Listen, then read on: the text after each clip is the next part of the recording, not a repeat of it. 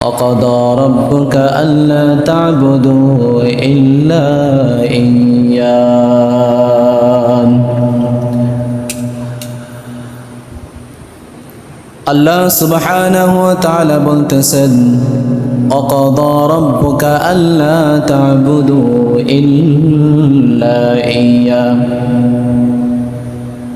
তোমার রব তোমাদের জন্য ফয়সালা করে দিয়েছেন আল্লাহ তা'বুদু ইবাদত করা যাবে না, গোলামি করা যাবে না, দাসত্ব করা যাবে না, কারোর বন্দেগী করা যাবে না, শুধুমাত্র ইল্লা ইয়্যাহ।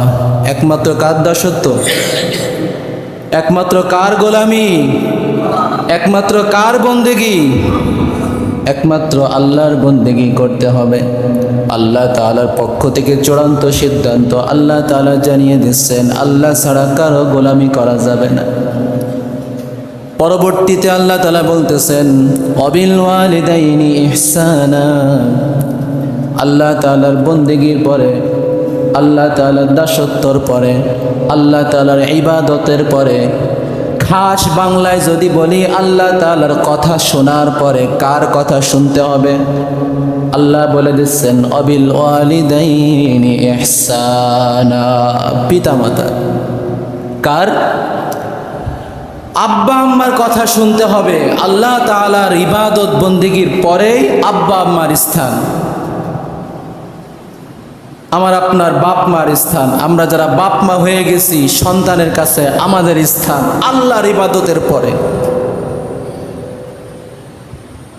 এটা আল্লাহ তাআলার পক্ষ থেকে সিদ্ধান্ত যে আল্লাহকে যখন মেনে নিয়েছি, তাওহীদ একত্ববাদের প্রতি বিশ্বাসকে স্থাপন করেছি, এর পরবর্তী স্টেপ, পরবর্তী ধাপ, পরবর্তী কাজ আমাদের আব্বা আম্মার কথা শোনা সন্তান হিসেবে। যারা আমরা সন্তান, তারা আমাদের আব্বা আম্মা যারা জীবিত আছেন তাদের কথা আমাদের শুনতে হবে। গত সপ্তাহে আলোচনা করেছি সন্তানের প্রতি পিতামাতার কি কি করণীয়, যারা ছিলেন শুনছেন। আজ সন্তানের কি কি দায়িত্ব পিতামাতার প্রতি, কারণ পিতামাতা তো পরে হয়, এজন্য এটা পরে আলোচনা করতেছি। গত সপ্তাহে আগে আলোচনা করছি সন্তানের জন্মের আগ থেকে শুরু করে সন্তানকে বিয়ে দেওয়া, মানুষ করা পর্যন্ত কি কি দায়িত্ব। আজকে শুনবেন পিতামাতার প্রতি সন্তানের কি কি দায়িত্ব। নাম্বার 1, আল্লাহ তাআলা পিতামাতার প্রতি সন্তানের প্রধান দায়িত্ব করে দিয়েছেন, সন্তান পিতামাতার আনুগত্য করবে, সন্তান পিতামাতার কথা মতো চলবে, সন্তান পিতামাতা যা বলে তাই শুনবে। ওয়াসাইনাল ইনসানা বিওয়ালিদাইহি ইহসানা। আল্লাহ তাআলা তোমাদেরকে ওসিয়ত করছেন, মানুষদেরকে বলে দিচ্ছেন, মানুষদেরকে ওয়াজ করতেছেন। ওয়াসাইনাল ইনসানা বিওয়ালিদাইহি ইহসানা। ও মানুষ জাতি, তোমরা তোমাদের পিতামাতার প্রতি ইহসান করবে, পিতামাতার কল্যাণকামী হবে, পিতামাতার প্রতি ভালো আচরণ করবে, পিতামাতার প্রতি সৎ ব্যবহার করবে, পিতামাতার আনুগত্য করবে, পিতামাতার কথা শুনবে। কারণ আল্লাহ বলে দিচ্ছেন কেন তুমি তোমার পিতামাতার কথা শুনবে। পিতামাতার ভিতরে মায়ের কথা, মায়ের গুরুত্বটা বেশি আল্লাহ তাআলা দিচ্ছেন, মায়ের গুরুত্বটা এখানে বেশি। কেন? হামালাতহু উম্মুহু ওয়াহনান আলা ওয়াহন। কারণ তোমার মা তোমাকে গর্ভধারণ করেছেন অত্যন্ত কষ্টের সাথে, পেটে নিয়ে তোমাকে 9 মাস 10 দিন, প্রায় 10 মাস চলাফেরা করছে। তুমি তো ঠিক পাও না, তুমি তো রিজার্ভের ভিতরে, তুমি তো একটা সংরক্ষণাগারের তুমি ছিলে, তুমি তো বুঝতে পারোনি যে তুমি কোথায় ছিলে। দুনিয়াতে এসে জানছো যে হ্যাঁ আমি মায়ের পেটে ছিলাম, কিন্তু তোমার এই অনুধাবন তখন হয়নি যে কিভাবে ছিলে, আর যার পেটের ভিতরে ছিলে সে কতটা কষ্ট ভোগ করছে। তুমি তো ঠিক পাও না। তোমার মা দিন নেই রাত নেই পেটের ভিতরে তুমি ছিলে, যখন তখন তুমি গুতা মারছো, লাথি মারছো, নড়াচড়া করে উঠছো, তোমার মা যন্ত্রণায় আহ করে উঠছে। তোমার মা রাত্রে ঘুমাইছে, ঘুমের ভিতরে তুমি লাথি মারছো পেটের ভিতরে, তোমার মার ঘুম ভেঙে গেছে। আমার মার ঘুম ভেঙে গেছে আমার লাথির চোটে। ঘুম থেকে উঠে একবার বিছানায় বসে, একবার বিছানার থেকে নামে, আবার দাঁড়ায়, আবার বসে, আবার এই করে করে আমার মা তোমার মা রাত পার করে দিচ্ছে। ও মানুষ, কেন বাপ মার প্রতি সদয় হবে না? কেন বাপ মার আনুগত্য করবে না? কেন বাপ মার কথা শুনবে না? তুমি কি অনুধাবন করেছো তোমার বাপ মা কি পরিমাণ কষ্ট করছে? বিশেষ করে তোমার মা, হামালাতহু উম্মুহু ওয়াহনান আলা ওয়াহনিন ওয়া ফিসালুহু ফি আমাইন। পেটের ভিতর থেকে বের করার পর আমি আল্লাহ তোমার মায়ের বুকের দুধ পান করিয়েছি 2 বছর কমসে কম। তখনও তুমি ঠিক পাও না তুমি কি খাচ্ছ। বড় হয়ে হয়তো জানতে পারছো তুমি মায়ের বুকের দুধ খেয়েছো। তোমার মায়ের রক্ত পানি করা রক্ত থেকে উৎপন্ন দুধ আমি তোমাকে খাইয়ে খেয়ে তিলে তিলে বড় করেছি। কত কষ্ট করে তোমার মা তোমাকে যত্ন করে লালন পালন করে তিলে তিলে বড় করেছে। মানুষ কেন বাপ মার কথা শুনবা না?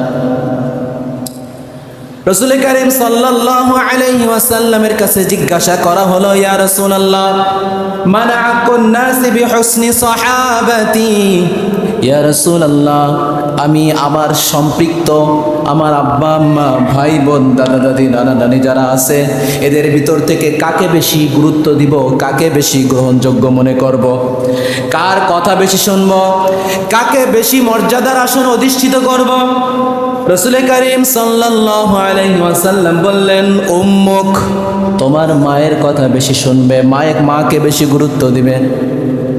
কারণ ওই যে আল্লাহ তাআলা কোরআনে বলে দিয়েছেন, হামালাতহু উম্মুহু ওয়াহনা। তোমাকে যে গর্ভধারণ করছে বাপ তো অত কষ্ট করে না, বাপ তো অত কষ্ট করেনি তোমাকে নিয়ে। তোমার ব্যাপারে মা যে কষ্ট করছে, বাপ না হয় কামাই করে খাওয়াইছে, মারে খাওয়াইছে, তোমার জন্য যা প্রয়োজন তাই এনে দিছে, কিন্তু তোমাকে বহন করার যে কষ্ট এটা তো বাপ বহন করেনি, এটা তো বাপ ভোগ করেনি, এটা করছে মা।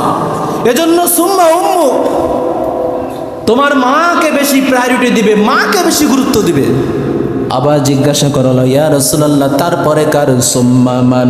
রাসূল কারীম সাল্লাল্লাহু আলাইহি ওয়াসাল্লাম বললেন, সুম্মা উম্মুক, অতঃপর তোমার মা। 2 নম্বর বার আবার জিজ্ঞাসা করা হলো, ইয়া রাসূলুল্লাহ, এরপরে কাকে গুরুত্ব দিব? রাসূল কারীম সাল্লাল্লাহু আলাইহি ওয়াসাল্লাম বললেন, সুম্মা উম্মুক, তারপরেও তোমার মাকে। চতুর্থবার বললেন, তারপরে কার? রাসূল কারীম সাল্লাল্লাহু আলাইহি ওয়াসাল্লাম বললেন, সুম্মা আবুক, এরপরে তোমার আব্বা। 3 বার তোমার মা, তারপরে তোমার আব্বা। কারণ তোমার মা তোমাকে গর্ভধারণ করেছে, মা তোমাকে দুধ খাইয়েছে, মা তোমাকে লালন পালন করেছে। 3টা স্টেপ মা দায়িত্ব পালন করেছে। এই জন্য মার গুরুত্ব 3 গুণ। মা পেটে ধারণ করছে, মা দুধ খাইয়েছে, মা লালন পালন করেছে। যা হোক ছোটকালে যা যা করি আমরা, হাগা মুতা টুতা, খাস বাংলায় বললাম, শুনতে কেমন লাগে, এইগুলো পরিষ্কার করছে চোখের সামনে। আমার মা আমার জন্য করছে। বিশ্বাস না হয় আমার স্ত্রীর দিকে তাকাই, যারা বিয়ে করছি, আমার সন্তানের সাথে কেমনভাবে আমার সন্তানকে লালন পালন করে বড় করতেছে, এবং কল্পনা করি আমাকেও আমার মা এইভাবে করছে, ঠিক না? 1 নম্বর দায়িত্ব যে মার কথা শুনতে হবে এই কারণে। 2 নম্বর দায়িত্ব, মা বাবাকে কখনোই কষ্ট দেওয়া যাবে না, কখনোই কষ্ট দেওয়া যাবে না, কখনোই না, কোনো অবস্থাতেই না। গত সপ্তাহে বলেছিলাম, সন্তান যদি বাপ মাকে না দেখে, বাপ মার উচিত সন্তানের হক আদায় করে দেওয়া। গত সপ্তাহে বলেছিলাম, সন্তান যদি বাপ মাকে নাও দেখে, বাপ মার উচিত সন্তানের যে ওয়ারিস, সন্তানের যে হক, সন্তানের যে প্রাপ্য সেটা দিয়ে দেওয়া। কিয়ামতের দিন সে বুঝবে। আজকে বলতেছি, সন্তান হিসেবে বাপ মা যদি আপনাকে লাথি গোতা চড় দেয়, এরপর বাপ মা তো বাপ মাকে দেখতে হবে। কোনো প্রকার কষ্ট দেওয়া যাবে না। বাপ মা যতই খারাপ হোক, বাপ মাকে কষ্ট দেওয়া যাবে না, সন্তান হিসেবে কোনোভাবেই না। আপনাকে দেখতে পারতেছে না, আপনি দূরে দূরে থাকেন, পারলে গোপনে গোপনে বাপ মার খেদমত করেন। আপনাকে খেদমত করতে দিচ্ছে না, গোপনে গোপনে খেদমত করেন যেভাবে পারেন, তারপরে কষ্ট দেওয়া যাবে না কোনোভাবেই না। ইম্মা ইয়াবলুগান্না ইনদাকাল কিবারা আহাদুহুমা আও কিলাহুমা ফালা তাকুল লাহুমা উফফিন ওয়ালা তানহারহুমা।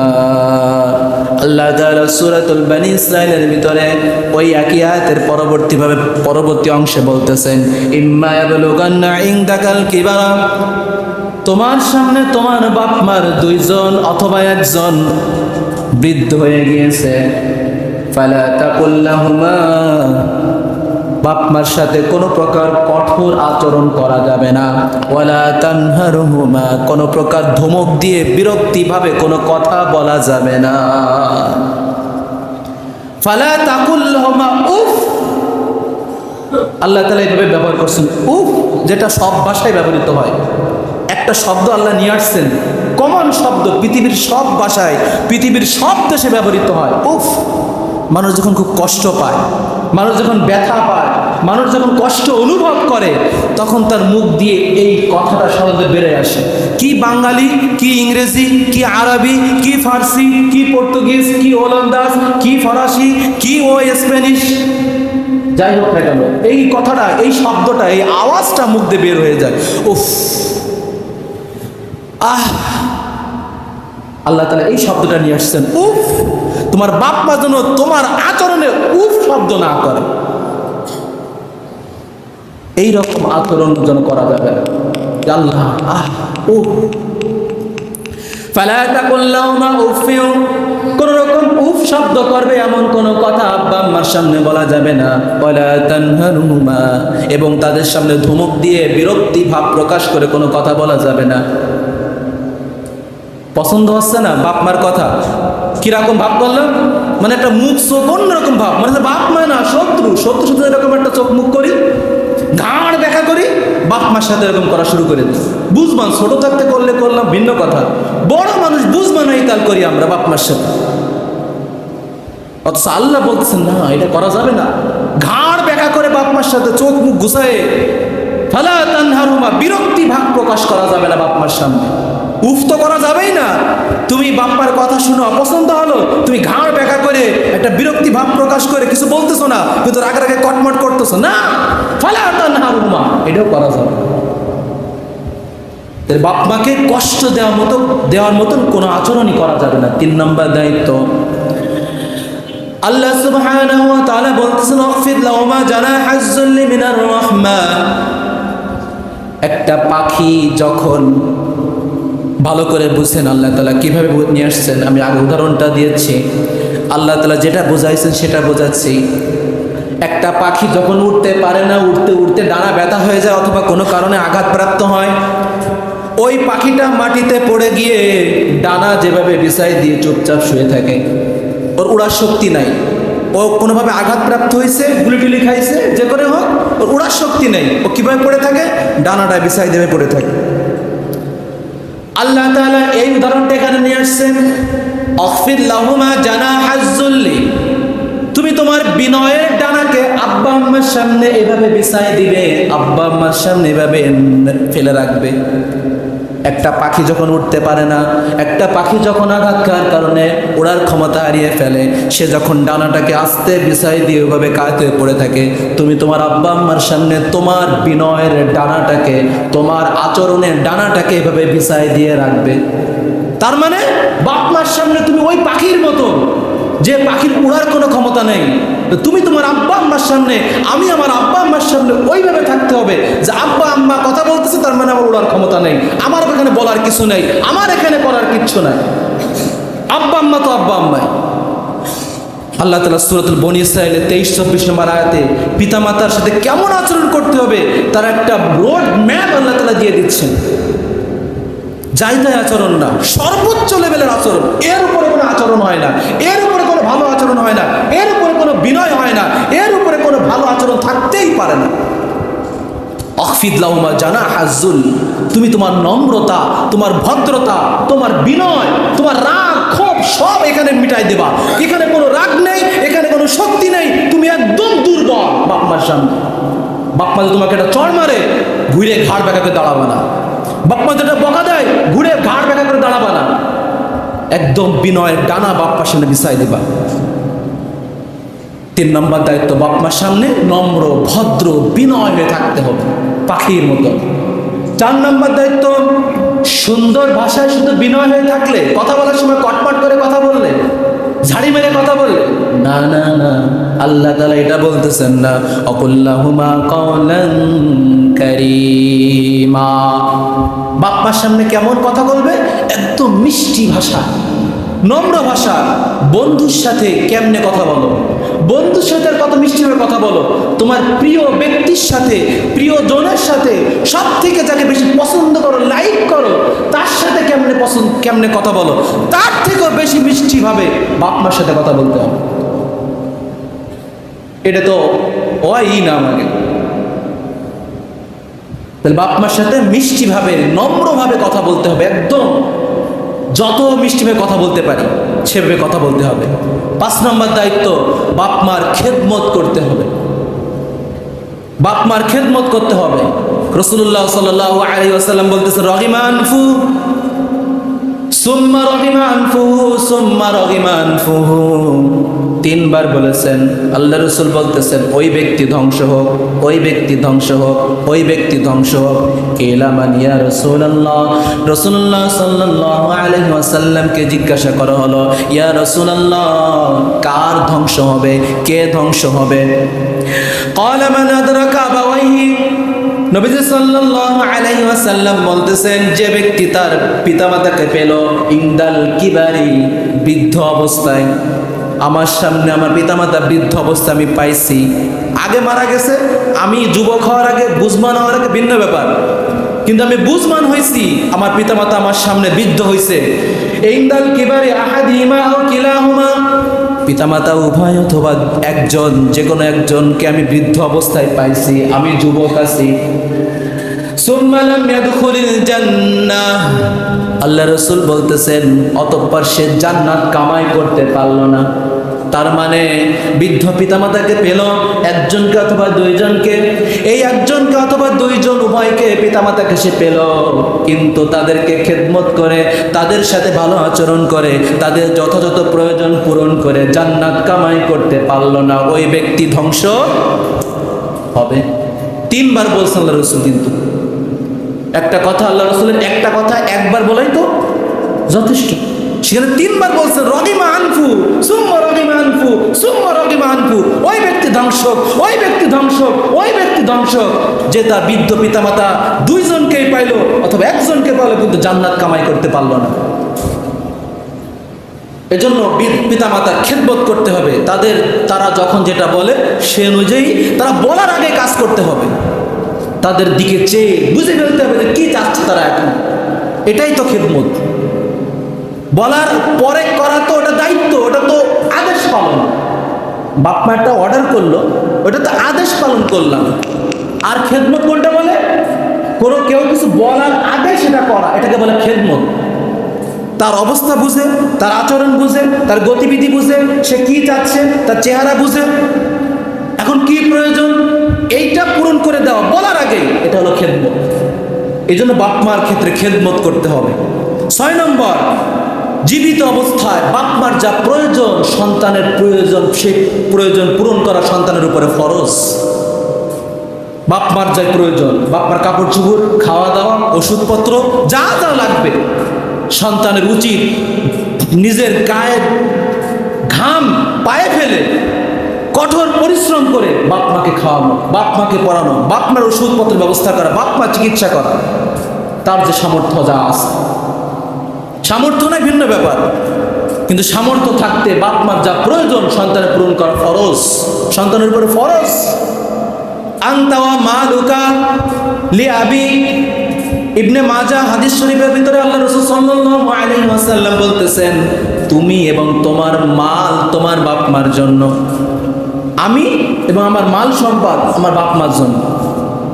ডাইরেক্ট, এর ভিতরে কোনো প্রকার জড়ানো কথা নাই। আমি এবং আমার মা, আমার সম্পদ যা আছে সব আমার আব্বা আম্মার জন্য। এজন্য আমি করে বাপ্পার খেদমত করবো না, বাপ্পার প্রয়োজন পূরণ করবো না।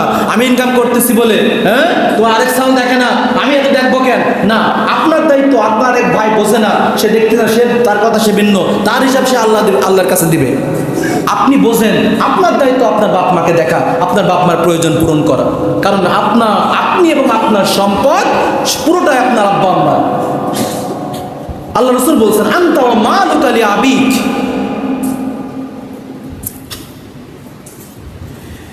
সপ্তম নম্বর দায়িত্ব, বাপ মা যদি মারা যায় মৃত্যুর পর তাদের জন্য দোয়া ইস্তেগফার করতে থাকতে হবে।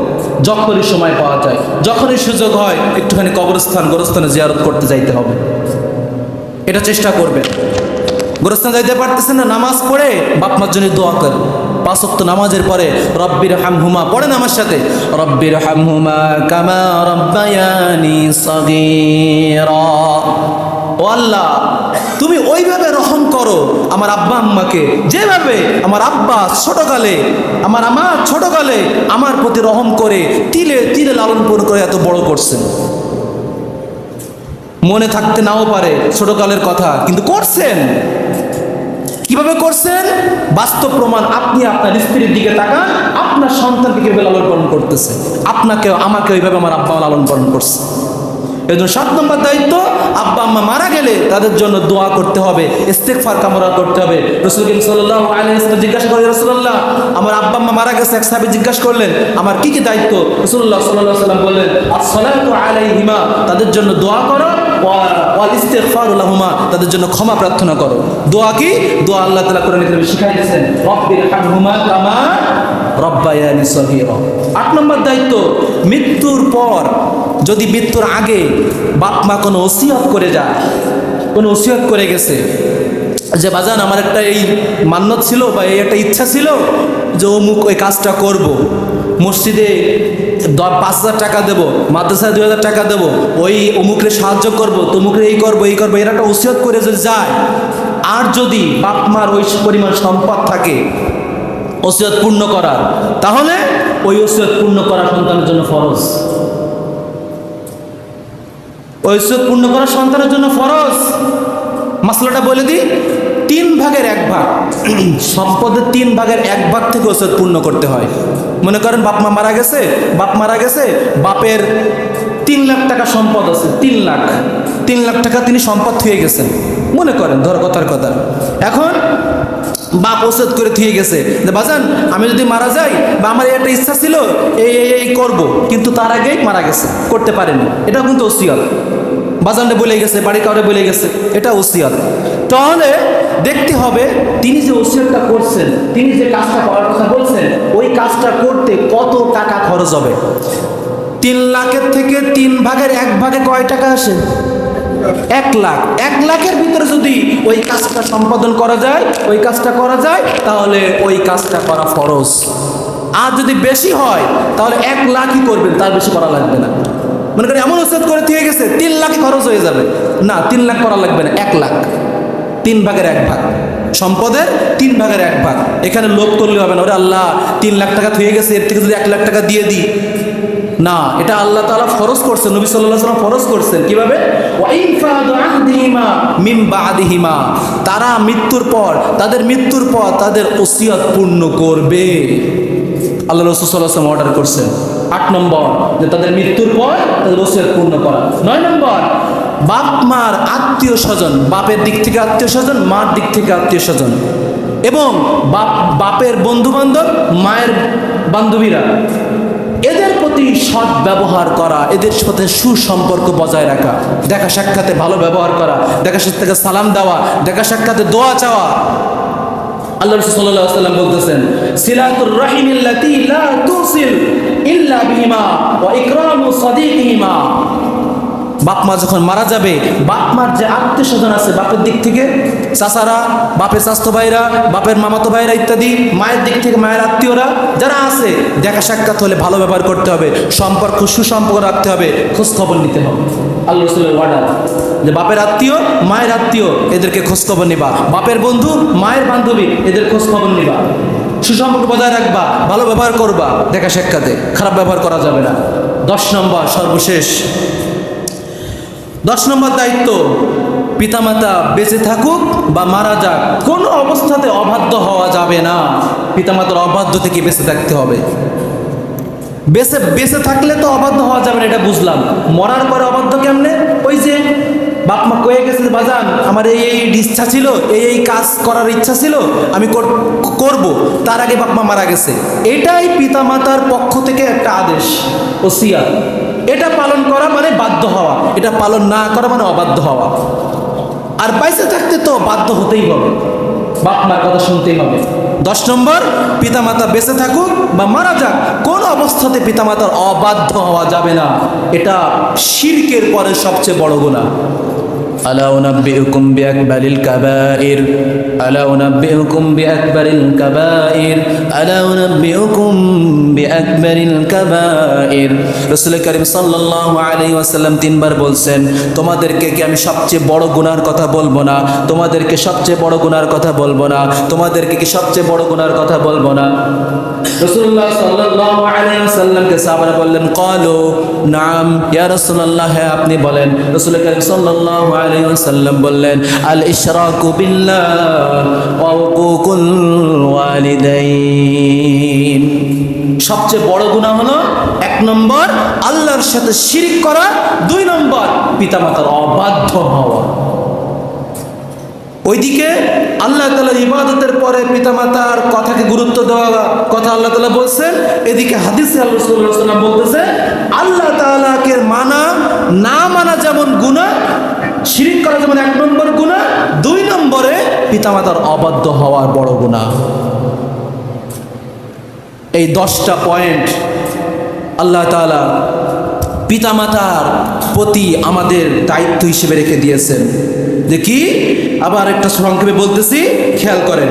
1 নম্বর পিতামাতার আনুগত্য করা, 2 নম্বর কখনো কষ্ট না দেওয়া, 3 নম্বর পিতামাতার সাথে সম্মান, ভদ্রতামূলক, নম্রতামূলক আচরণ করা, 4 নম্বর সুন্দর মিষ্টি মিষ্টি ভাষায় কথা বলা, 5 নম্বর তাদের খেদমত করা, 6 নম্বর জীবিত অবস্থায় তাদের প্রয়োজন পূরণ করা, 7 নম্বর মৃত্যুর পর তাদের জন্য রহমতের মাগফিরাতের দোয়া করা, 8 নম্বর মৃত্যুর পর তাদের ওসিয়ত পূর্ণ করা, 9 নম্বর তাদের আত্মীয় স্বজন বন্ধু বান্ধব থাকলে তাদের সাথে সুসম্পর্ক বজায় রাখা, মাঝে মধ্যে খোঁজখবর নেওয়া, 10 নম্বর পিতামাতার প্রতি কোনো অবস্থায় অবাধ্য হওয়া যাবে না, কারণ এটা শিরক করার পরে বড় কবিরা গুনাহ।